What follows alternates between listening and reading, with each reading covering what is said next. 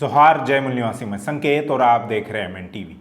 भाजपा नेता नुपुर शर्मा के पैगंबर मोहम्मद साहब पर दिए गए विवादित बयान पर भारत इस्लामिक देशों के निशाने पर आ गया है। नुपुर शर्मा के बयान की इस्लामिक देशों में कड़ी निंदा की जा रही है। कतर, कुवैत और सऊदी अरब के बाद अब ईरान ने भी भारतीय राजदूत को तलब कर अपनी नाराजगी जाहिर की है। कतर के विदेश मंत्रालय ने भारत के राजदूत को बुलाकर एक निंदा प्रस्ताव उनके हाथों में सौंप दिया है। इसमें कहा गया है कि इस बयान के लिए भारत को माफ़ी मांगनी चाहिए। हालांकि नुपुर शर्मा के विवादित बयान पर हंगामा मचने के बाद बीजेपी ने यानी पार्टी ने अपना बचाव करते हुए उनकी प्राथमिक सदस्यता खत्म कर दी है। कतर के विदेश मंत्रालय ने धर्म के आधार पर घृणा को बढ़ाने वाला और मुस्लिमों का अपमान करने वाला जो बयान दिया गया है वह बेहद आपत्तिजनक है, ऐसा बताया है। इससे पहले मंत्रालय ने एक बयान में कहा था कि विदेश राज्य मंत्री सुल्तान बिन साद अल मुरैखी ने भारत के राजदूत को नोट सौंपा।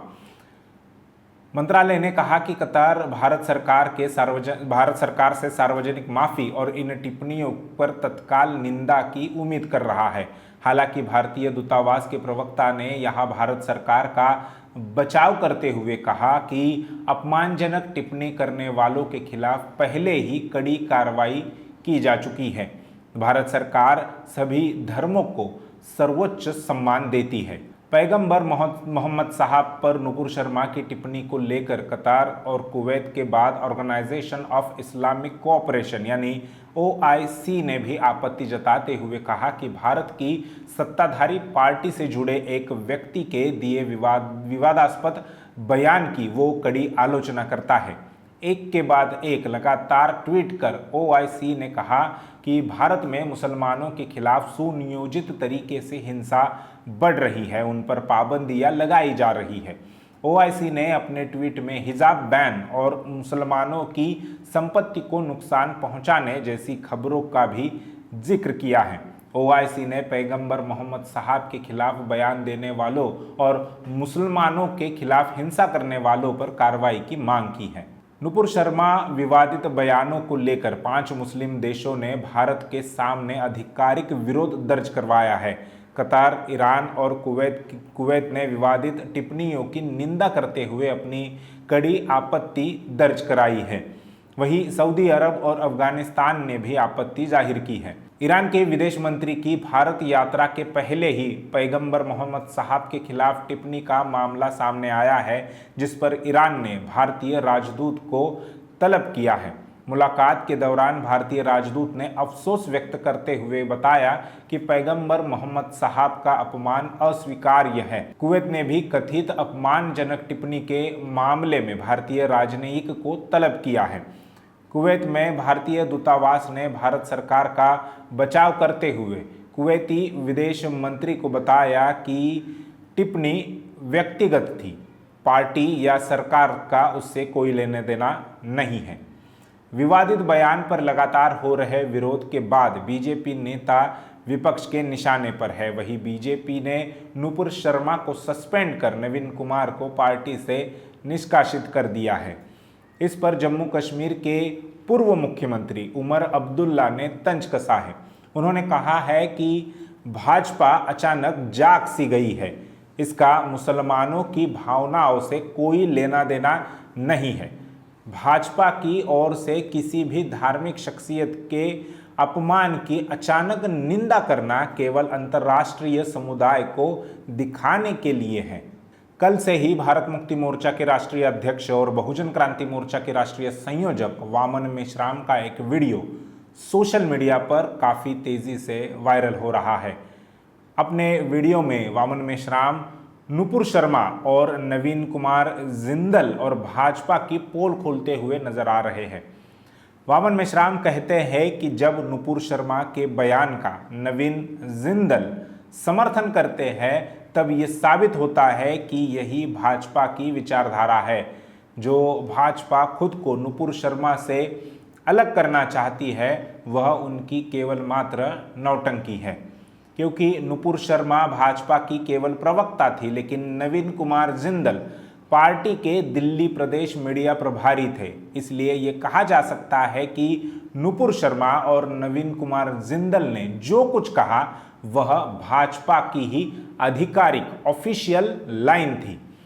इसके अलावा ये भी सामने आया है कि प्रधानमंत्री सहित भाजपा के कई बड़े नेता, राजनाथ सिंह जैसे केंद्रीय मंत्री, सांसद, विधायक और भाजपा आईटी सेल के प्रभारी अमित मालवीय नुपुर शर्मा को ट्विटर पर फॉलो करते हैं। तो फिर पार्टी स्तर पर भी उन पर कार्रवाई करने में इतनी देरी क्यों लगी? जब सरकार के ही मंत्री ट्विटर पर उन्हें फॉलो करते हैं तो सरकार की तरफ से अभी तक कार्रवाई क्यों नहीं हुई? ये केवल पार्टी की तरफ से कार्रवाई हुई। ऐसी चर्चा भी वामन मेश्राम का वीडियो वायरल होने के बाद सोशल मीडिया पर हो रही है। वामन मेश्राम ने कहा कि केंद्र सरकार को नुपुर शर्मा और नवीन कुमार जिंदल पर कार्रवाई करनी चाहिए, कानूनी कार्रवाई करनी चाहिए थी, मगर उन्होंने नहीं की, केवल पार्टी से निलंबित और निष्कासित करने का काम किया। इससे भी ये सिद्ध होता है कि केंद्र सरकार की भी ऐसी ही सोच है। केंद्र सरकार और गृह मंत्रालय को चाहिए था कि वे नुपुर शर्मा पर देशद्रोह का मामला दर्ज करें, क्योंकि नुपुर शर्मा का बयान देश तोड़ने के बराबर का है। कोई भी देश टूटने की प्रक्रिया जो है वो पहले अंदर से होती है। जब कोई देश अंदरूनी रूप से पूरी तरह से टूट जाता है, उसके बाद ही बाहरी रूप से टूटता है, उसका विभाजन हो जाता है। नुपुर शर्मा के बयान से भारत में कथित तौर पर हिंदू और मुसलमान का मामला खड़ा हो गया। इससे देश में आंतरिक विवाद शुरू हुआ। इसलिए नुपुर शर्मा पर देशद्रोह का ही मामला बनता है। चूंकि केंद्र सरकार भी नुपुर शर्मा जैसे ही विचार है, इसलिए वह नुपुर शर्मा पर कोई कार्रवाई नहीं कर रहे हैं, बल्कि जो लोग इसके विरोध में सड़कों पर उतरे उन्हीं लोगों पर पुलिसिया कार्रवाई हो रही है। कानपुर में जो हिंसा हुई वह एक तरफ गलत है, हम उनका समर्थन नहीं करते, लेकिन उन्हें ऐसा करने के लिए किसने उकसाया, इसके लिए कौन जिम्मेदार है? इन बातों पर भी विचार किया जाना चाहिए। दिल्ली पुलिस केंद्र सरकार के पास है, वह आम आदमी पार्टी की सरकार के पास नहीं है।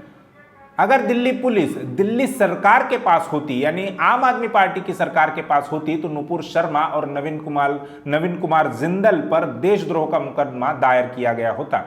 लेकिन केंद्र सरकार इन दोनों देश विरोधी लोगों को बचा रही है, क्योंकि दोनों ही पार्टी लाइन पर ही काम कर रहे थे। वामन मेश्राम ने केंद्र सरकार के उस बयान की भी धज्जियां उड़ा दी जिसमें केंद्र सरकार कहती है कि सभी धर्मों का सम्मान करना चाहिए। वामन मेश्राम ने कहा, क्या केंद्र सरकार हमें ब्राह्मण धर्म और उनके धर्म ग्रंथों का सम्मान करने की बात कर रही है? हम किसी भी कीमत पर, किसी भी परिस्थिति में मनुस्मृति का सम्मान नहीं करेंगे, बल्कि जैसे डॉक्टर बाबा साहब अम्बेडकर ने मनुस्मृति का दहन किया था, वैसे ही हम सभी देश भर में मनुस्मृति का दहन करेंगे। दरअसल भारत में जो प्रमुख धर्म है उसमें इस्लाम, क्रिश्चियन, सिख, लिंगायत, बौद्ध और जैन, ये सभी धर्म इंसानों को समान मानते हैं। वे आपस में एक दूसरे पर किसी प्रकार की कोई गलत टिप्पणी नहीं करते हैं, जबकि ब्राह्मण धर्म के लोग देश में लगातार धार्मिक दंगे या फसाद हो ऐसे काम करते रहते हैं। क्या अब इन दंगों और फसादों को रोकने के लिए जनता हिंसा का सहारा ले और जहां दंगे हो या हुए वहां के 2-4 आरएसएस के ब्राह्मणों को मार दे? क्या तभी संघ के ब्राह्मण देश में धार्मिक दंगे फसाद कराना बंद कर देंगे?